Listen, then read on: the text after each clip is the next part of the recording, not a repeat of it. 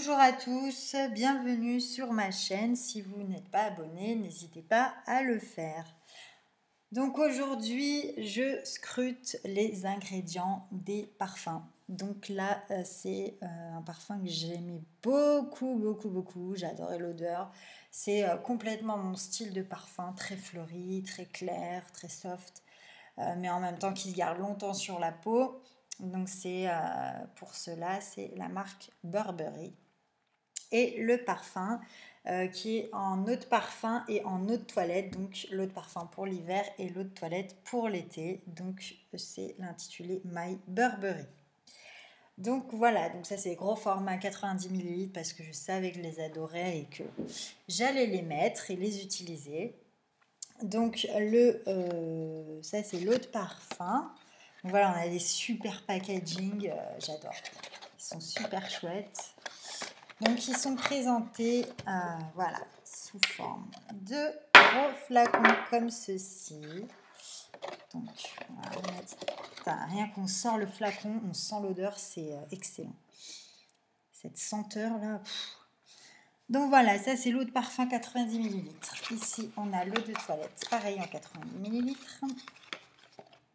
Hop, on voit le changement de couleur d'ailleurs. C'est beaucoup plus soft pour l'eau de toilette et plus intense pour l'eau de parfum.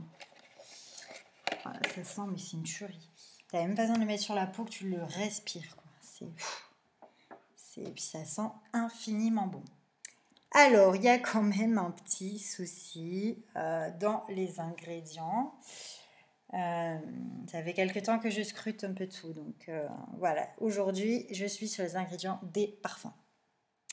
Donc dans l'eau de parfum qui est ici, donc tous les ingrédients, je les avais ici, voilà, en reflet, enfin non, ceux-là c'est pas en reflet, ils sont tout noirs là, on les voit plutôt bien, donc j'ai pu les scruter. Donc dans celui-ci, l'eau de parfum, vous avez le génol, qui est un ingrédient végétal avec un risque d'allergène, mais un ingrédient avant tout controversé.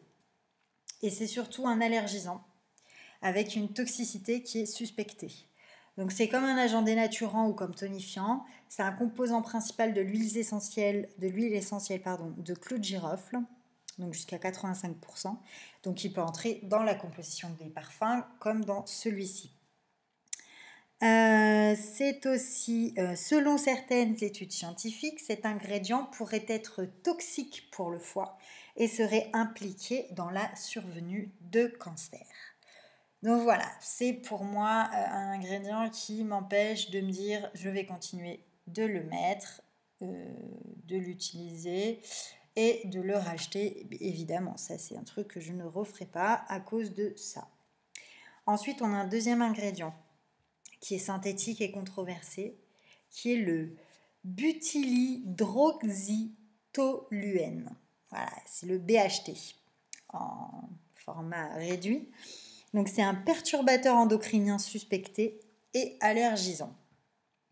Donc c'est un conservateur antioxydant. Donc il est suspecté d'être un perturbateur endocrinien.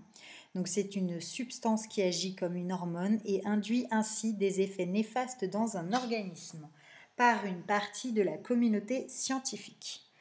Donc il est doté d'un potentiel sensibilisant et il pourrait être responsable d'allergies. Et d'après certaines études, il induirait des dysfonctionnements et des perturbations au niveau de différents organes, animaux ou humains d'ailleurs, et du système hormonal. Donc certaines études scientifiques montreraient le développement de tumeurs chez les souris. Donc sachant que les souris sont utilisées comme brouillon entre guillemets avant d'être soumises sur l'humain. Donc voilà, c'est vraiment des ingrédients qui m'inquiètent. Ensuite, on a donc un troisième ingrédient donc, qui est végétal, à risque d'allergène et controversé, qui est le benzyl salicylate. C'est pareil, un perturbateur endocrinien suspecté et polluant. Donc il est présent dans l'huile essentielle d'ylang-ylang, de jasmin, les absolus de frangipanier, Plumeria alba, de tiare, Gardenia tentensis et d'œillet. Il entre dans la composition des parfums et est aussi utilisé comme filtre UV dans les produits solaires. Donc là, c'est plus dans le parfum.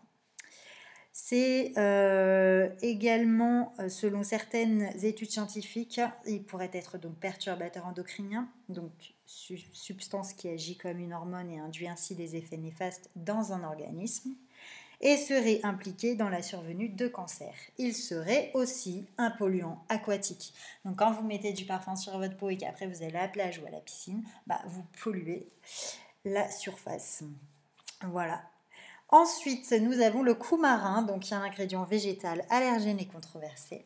Et donc, il est allergisant avec une toxicité suspectée. Donc, c'est un composant principal de la fève tonka. Il entre dans la composition de 90% des parfums quand même. C'est aussi un agent masquant, donc qui masque l'odeur désagréable d'un ingrédient. Donc là, en l'occurrence, on ne sait pas lequel. Selon certaines études scientifiques, il pourrait être toxique pour le foie et serait impliqué dans la survenue de cancer. Donc ça fait un deuxième ingrédient qui serait impliqué dans la survenue de cancer. Donc voilà pour les ingrédients de l'eau de parfum My Burberry. Donc c'est le parfum classique, hein, parce qu'ils ont fait le blush, ils ont fait plein d'autres déclinaisons. Donc maintenant on va passer à l'eau de toilette. Donc de ce parfum. Donc pareil, nous avons le BHT, donc le butylhydroxytoluène. Donc c'est un ingrédient synthétique controversé, donc qui est un perturbateur endocrinien suspecté et allergisant. Donc c'est un conservateur antioxydant, donc il est suspecté d'être un perturbateur endocrinien, donc substance qui agit comme une hormone et induit ainsi des effets néfastes dans un organisme par une partie de la communauté scientifique.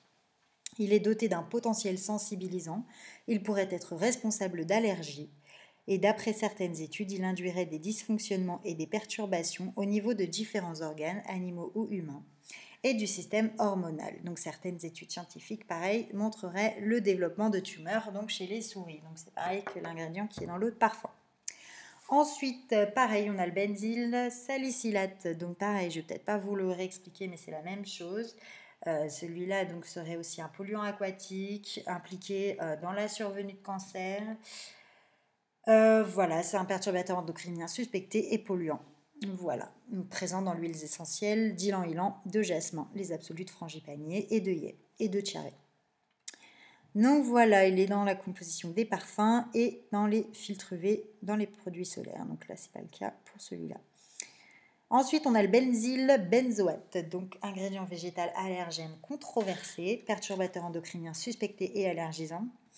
Donc là, c'est un médicament de référence contre la gale, c'est assez surprenant, l'ascabiol. C'est aussi l'un des constituants du baume du Pérou. Il est utilisé comme conservateur antimicrobien.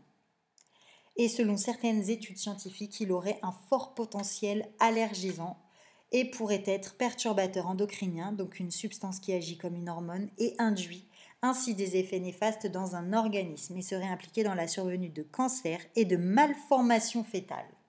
Alors là, c'est le pompon sur la Garonne, je crois. Donc c'était le dernier ingrédient néfaste donc, dans l'eau de toilette. Enfin voilà, les deux pour résumer, c'est une catastrophe ambulante. Moi je suis vraiment déçue parce que c'est vraiment des parfums coup de cœur que j'aimais beaucoup, l'odeur vraiment agréable. Si vous avez l'occasion de les sentir en parfumerie, allez-y. Mais par contre je vous conseille pas de les acheter, de les mettre sur votre peau bien évidemment.